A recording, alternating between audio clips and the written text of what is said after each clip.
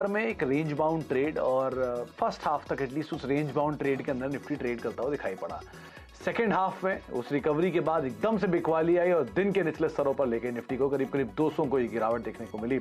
हालांकि जो गिरावट थी इसमें निफ्टी ने 18,050 के करीब तक के जोन्स दिखाए थे, 18,070 तक के कह सकते हैं आप जोन दिखाया। हालांकि 18,000 को होल्ड किया, लेकिन 200 को तक की गिरावट थी समय में और वहां से लास्ट आवर में मामूली से पुल बैक के बाद मार्केट्स बंद होते हुए दिखाई पड़े। निफ्टी के साथ साथ मिड कैप और स्मॉल कैप सेम जोन आज को आपको वहां पर भी दिखाई पड़ेंगे। तेज बिकवाली सेकंड हाफ के अंदर आई और वो सेकंड हाफ में जो तेज बिकवाली थी 500 अंक तक मिड कैप के अंदर एक फॉल आता हुआ दिखाई पड़ा और स्मॉल कैप इंडेक्स में भी दिन के निचले स्तरों के आसपास तक कामकाज होता हुआ दिखाई पड़ा। तो बिकवाली वहां पर 2% की बिकवाली मिड कैप में, 650 अंकों की बिकवाली और स्मॉल कैप इंडेक्स में भी करीब करीब 2% की बिकवाली आते हुए दिखाई पड़ी। तो मेजर डैमेज आज आपको ब्रॉडर मार्केट में आज दिखाई पड़ेगा, इसीलिए एडवांस डिक्लाइन के आंकड़े भी नेगेटिव साइड पे इंडिकेट करेंगे। निफ्टी बैंक दिन भर आज आउट परफॉर्म करता रहा, लास्ट तक भी इसने आउट परफॉर्मेंस दी, जहां पर ये इंडेक्स के कंपैरिजन में एटलीस्ट उतनी गिरावट के साथ नहीं बंद हुआ। तो यहां सिचुएशन उतनी खराब नहीं थी, इतनी फ्रंट लाइन इंडेक्स के अंदर देखने को मिली सेकंड हाफ के अंदर। चलिए अब हम बातचीत करेंगे आज हमारे जानकार से जो कि आशीष बहेती हैं, उनसे हम चर्चा करेंगे, लेकिन उससे पहले कुछ आंकड़े आपकी स्क्रीन पर आएंगे जो कि आपके पूरे दिन की स्थिति आपको बताएंगे। निफ्टी के अंदर आज दायरा 265 अंकों का बना, ये दायरे के लोअर एंड पे निफ्टी जाकर बंद हुआ और ये दायरा थोड़ा बढ़ा सेकंड हाफ के अंदर आते आते। सेंसेक्स में करीब 800 अंकों का दायरा और निफ्टी बैंक 700 साढ़े 700 अंकों के दायरे के अंदर आज कामकाज करता हुआ दिखाई पड़ा। एक समय में 500 अंकों की तेजी निफ्टी बैंक में थी, सेकंड हाफ में बिकवाली में बदलते हुए दिखाई पड़ी। एडवांस डिक्लाइन के सभी आंकड़े आज आपको नेगेटिव साइड पर इंडिकेशन देंगे, जहां पर निफ्टी के केवल 6 शेयर तेजी में थे, रफली 43 शेयरों में बिकवाली थी। निफ्टी बैंक में 4 शेयर तेजी में थे और ये जो 4 निफ्टी बैंक के शेयर तेजी में थे, यही 4 आज इंडेक्स के टॉप कंट्रीब्यूटर भी थे। सेंसेक्स के करीब 7 शेयर तेजी में, 23 शेयरों में आज बिकवाली देखने को मिली। F&O करीब करीब 13 शेयरों में तेजी, 183 शेयरों में बिकवाली। तो मेजर डैमेज आपको यहां दिखाई पड़ेगा।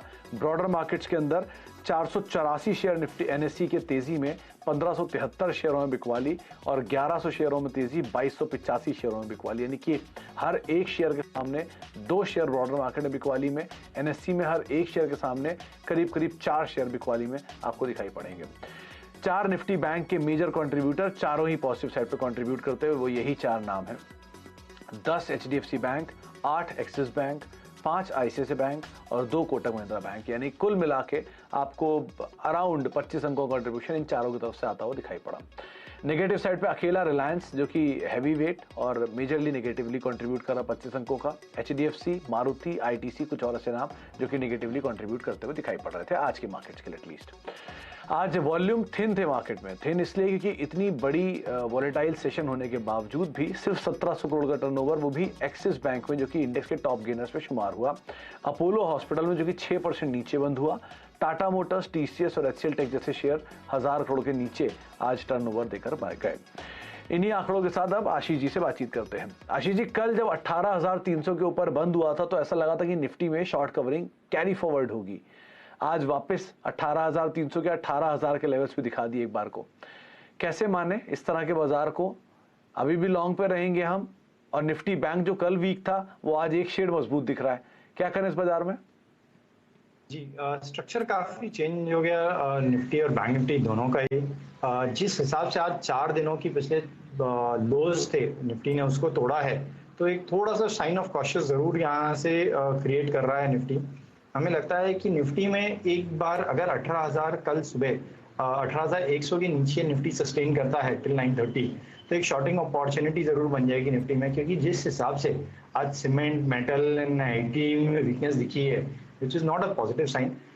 कल भी स्मिथ जी अगर आपको याद होगा तो हमने डिस्कस किया था कि बैंक निफ्टी 18,300 के ऊपर स्ट्रेंथ दिखाएगा और 18,300 के ऊपर एक बाइंग का जोन क्रिएट होता है जो कि इसे 38,300 के ऊपर, जो कि इसे 38,700 38,800 तक के लेवल्स ले जा सकता है, क्योंकि 39,000 पे काफी मैसिव कॉल राइटर्स खड़े हैं, तो वो एक जरूर रेजिस्टेंस बनेगा।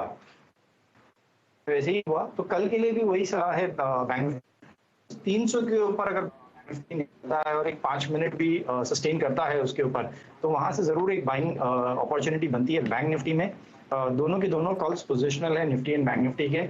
और अगर तो जो स्टॉप लॉस रखना है बैंक निफ्टी में 38,300 के ऊपर ही बाय करना है। 38,200 का स्टॉप लॉस रखकर 38,700 तक के टारगेट्स है और निफ्टी में सलाह है कि 18,100 के नीचे अगर निफ्टी सस्टेन करता है तो जरूर एक शॉर्ट अपॉर्चुनिटी है, जो कि टारगेट्स निकल कर आ रहे हैं 17,950 तक के, और जो स्टॉप लॉस मेंटेन करना है वो है 18,180 के। ओके, कॉन्ट्रा कॉल्स बन गई, जहां पे कल हम निफ्टी में लॉन्ग थे, निफ्टी बैंक में शॉर्ट थे, आज हम निफ्टी बैंक में लॉन्ग होंगे लेकिन निफ्टी में शॉर्ट हो जाएंगे, लेकिन कंडीशनल है दोनों में। पहले 38 निफ्टी के केस में अगर 18,100 के नीचे ये सस्टेन करता है तो आप शॉर्ट जाएंगे, तब आपका स्टॉप लॉस होगा 18,180 का। निफ्टी बैंक के केस में यहां नहीं, 38,300 के ऊपर अगर ये सस्टेन करता है तो आप वहां पर लॉन्ग जाएंगे और तब आपको 200 से 300 अंकों के आसपास का मूव तेजी की तरफ देखने को मिल सकता है। इस हिसाब से आपको कॉल लेकर चलना है। आशीष जी, इंडिविजुअल कॉल्स, कहां पर आप खरीदारी या कहां पर आप मंदी देख रहे हैं? दोनों शॉर्ट के अपॉर्चुनिटीज है।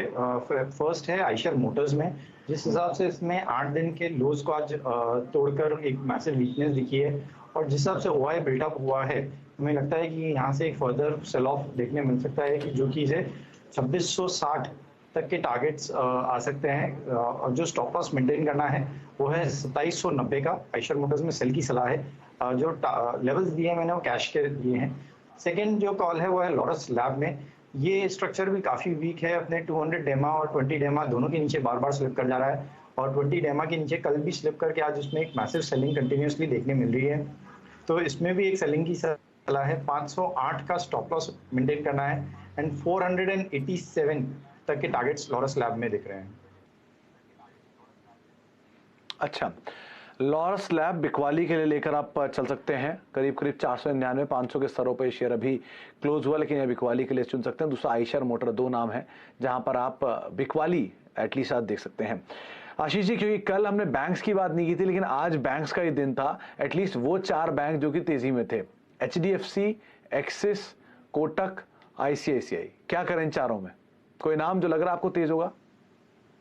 जी, आईसीआईसीआई में एक अच्छा स्ट्रेंथ दिख रहा है ओवरऑल, क्योंकि स्टॉक भी अपने ऑलमोस्ट ऑल टाइम हाई के क्लोज के ट्रेजेक्ट्री के पास है, और जिस हिसाब से आज भी बाइंग दिखी है, बल्क बाइंग कंटिन्यूसली दिख रही थी, और जो वॉल्यूम्स आज भी 10 मिलियन प्लस के वॉल्यूम्स थे, तो हमें लगता है कि आईसीआईसीआई बैंक एक अच्छा अपॉर्चुनिटी है इसमें लॉन्ग करने का। 850 तक के टारगेट्स इसमें देखने मिल सकते हैं। जो स्टॉप लॉस मेंटेन करना है इसमें वो है 817 का। दूसरा कोटक में भी काफी अच्छा स्ट्रेंथ दिख रहा है, जिस हिसाब से कोटक अपने 20 डेमा और 200 डेमा के काफी क्लोज है। 20 डेमा इसका करीब 1895 के पास ही है, तो रिस्क रिवॉर्ड काफी फेवरेबल बन रहा है, और कोटक में 2020 तक के लेवल्स देखने मिल रहे हैं। जो स्टॉप लॉस मेंटेन करना है कोटक में वो है 1920 का, और इसमें भी एक बाइंग की पोजीशन बनाई जा सकती है। तो कोटक और ICICI दो नामों को आप देख सकते हैं लॉन्ग साइड पर। अच्छा, ये आशीष जी, आज आपको कोई आइडिया है अपोलो हॉस्पिटल में क्या हुआ? इतनी तेज बिकवाली, 6% के आसपास, 7% के आसपास तक टूटा, हैवी वॉल्यूम के साथ। अपोलो के हिसाब से 1700-1800 करोड़ के आसपास का वॉल्यूम हुआ और तेज बिकवाली रही। और क्या होगा आगे, कैसे दिख रहे हैं चार्ट आपको इसके? जी, फंडामेंटली तो नहीं, लेकिन जिस हिसाब से चार्ट स्ट्रक्चर बने हुए हैं, पिछले 6 दिन से कंटिन्यूसली बिकवाली थी और बार बार नीचे ही स्लाइड कर रहा था पिछले 4 दिन से, और जरूर एक बार टेस्ट करने की जरूर कोशिश किया है इसने पिछले 4 दिन में 20 डेमा को, बट वो वहीं से सेलिंग प्रेशर्स कंटिन्यूसली दिख रही थी। जिस हिसाब से आज ओआई बिल्डअप अपोलो हॉस्पिटल और डॉक्टर लाल पैथलैब में दिख रहे हैं, अपोलो हॉस्पिटल में ऑलमोस्ट 20% का OI buildup with 6% price down, तो काफी मैसिव शॉर्ट बिल्डअप इस स्टॉक में दिख रहा है। और जिस हिसाब से इसने अपना बॉलिंजर बैंड का लोअर बैंड को ब्रीच किया है, हमें लग रहा है कि ये यहाँ से सेलिंग और कंटिन्यू हो सकती है, जो कि स्टॉक को ऑलमोस्ट 4400 तक के लेवल्स इसमें दिखा सकते हैं। जो इमीडिएट लेवल है इसमें आता हुआ वो 4500 का जरूर देखने मिल जाएगा सत्र में कुछ ही ट्रेडिंग सेशंस में। इसमें वो है 4700 का, और करंट की जा सकती है। इसके साथ साथ डॉक्टर लाल पैथलैब्स, इसका भी चार्ट स्ट्रक्चर काफी खराब दिख रहा है, तो इसमें भी हमें लगता है कि सेलिंग प्रेशर जिस हिसाब से लास्ट 4 ट्रेडिंग सेशन से है, इसमें भी मैसिव प्रेशर दिख सकता है, जो कि इसका नियर बाय 20 डेमा जो 200 डेमा जो दिख रहा है 3337 के करीब, हमें लगता है कि ये उसे जल्दी ब्रीच कर देगा।